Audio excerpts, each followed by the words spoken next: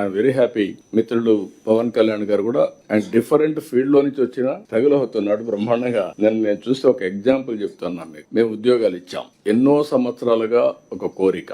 మొన్నే డిఎస్సి చేశాం. ఎన్ని పిటిషన్ రావాలనో అన్ని కంప్లైంట్స్ వచ్చి రిట్లు వచ్చి హైకోర్టు నుంచి సుప్రీం కోర్టు వరకు వస్తే 31 కేసులు ఫినిష్ చేసి నిన్న వాళ్ళకందరికి ఉద్యోగాలు ఇస్తే ఎంత హ్యాపీగా ఫీల్ అయ్యారంటే హిస్టారికల్ మీటింగ్ అనిపించింది. అంత మునుపు డిఎస్సి పెట్టాం, దానికి ఇదే అందా. అక్కడికి వచ్చినప్పుడు డిప్యూటీ సీఎం గారు కూడా ఒక కానిస్టేబుల్ మమ్మల్ని ఒక రిక్వెస్ట్ అడిగాడు, సార్ నాకు ఉద్యోగం వచ్చింది హ్యాపీ, మా ఊరికి రోడ్డు లేదు, ఆ రోడ్డు చేస్తానని అడిగాడు బాబురావు. నేను డిప్యూటీ సీఎం గారు అక్కడే ఉన్నారు కాబట్టి పంచాయతీరాజ్ డిపార్ట్మెంట్ వారిదే కాబట్టి నేను చెప్పాను. వారు అక్కడి నుంచి డిపార్ట్మెంట్ కి మెసేజ్ ఇచ్చి దానికి 3.9 crores కాస్ట్ అవుతుందని చెప్పి ఎస్టిమేట్స్ తీసుకొచ్చి మీటింగ్ లోనే అనౌన్స్ చేశాం. That is the response. బాధ్యత కలిగిన ప్రభుత్వం అంటే మీకుండే అధికారాలను దుర్వినియోగం చేయడం కాదు, సద్వినియోగం చేయడం.